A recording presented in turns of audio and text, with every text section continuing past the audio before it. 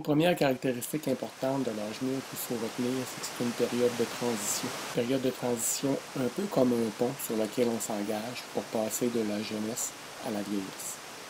Une autre caractéristique intéressante, c'est que la vitesse avec laquelle s'installent les changements physiques dépend beaucoup de l'environnement et des choix individuels qu'on va faire en fonction des habitudes de vie. C'est ce qu'on appelle le vieillissement secondaire. Les choix concernant nos habitudes de vie influencent notre vieillissement de façon inéluctable.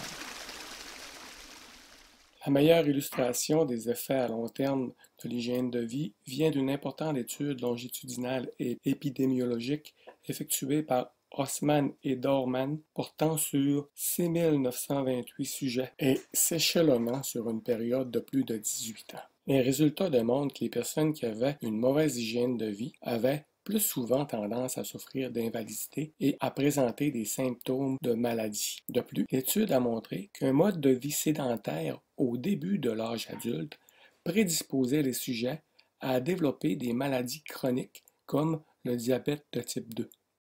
Bref, cette étude démontre bien l'influence de nos choix sur la qualité du vieillissement durant la période d'âge mûr, mais également pour l'âge avancé. Voyons maintenant quelques changements physiques programmés par le vieillissement primaire.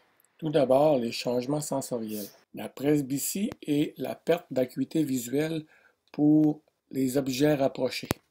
Le coupable, le cristallin. Tout au long de la jeunesse, le cristallin a une consistance d'un jujube ou encore d'un muffin top après un mois de confinement. Si d'autres parties du corps se ramollissent en vieillissant, le problème avec le cristallin, c'est que lui, il se durcit. Sur la présente figure, le cristallin est représenté en bleu. Donc, on doit changer sa courbure pour que l'image que nous regardons apparaisse clairement sur la rétine.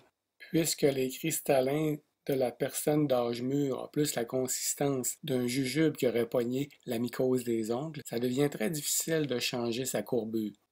C'est ce qu'on appelle la presbytie. Toutes sortes d'agents infectieux agressent notre corps. Certains viennent de l'extérieur, tandis que d'autres prolifèrent à l'intérieur de notre organisme. Le travail du système immunitaire est de combattre les virus et bactéries qui viennent de l'environnement, mais également de freiner la prolifération de mutations cellulaires telles que les cellules cancéreuses. À l'âge mûr, l'efficacité du système immunitaire commence à ralentir. Toutefois, ce ralentissement demeure tout de même minime à l'âge mûr, mais il se fera davantage sentir à l'âge avancé.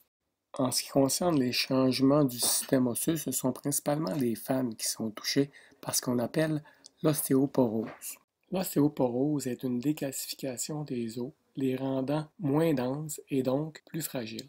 Il est possible de prévenir l'ostéoporose, premièrement en consommant suffisamment de calcium dans les périodes précédant l'âge mûr, c'est-à-dire durant l'adolescence et durant l'âge jeune adulte. Deuxièmement, faire de l'exercice régulièrement. Et enfin, troisièmement, passer un test de densité de masse osseuse. En ce qui concerne les changements au niveau du système nerveux, les études scientifiques n'observent pas de modifications importantes. Seulement un léger, très léger ralentissement en ce qui concerne les tâches cognitives nécessitant la concentration intense et le jugement rapide. Voilà, c'est tout en ce qui concerne le développement physique de l'adulte d'âge mûr. La question que je vous pose donc, c'est de m'expliquer les changements dans cette période de la vie en fonction du vieillissement secondaire et du vieillissement primaire.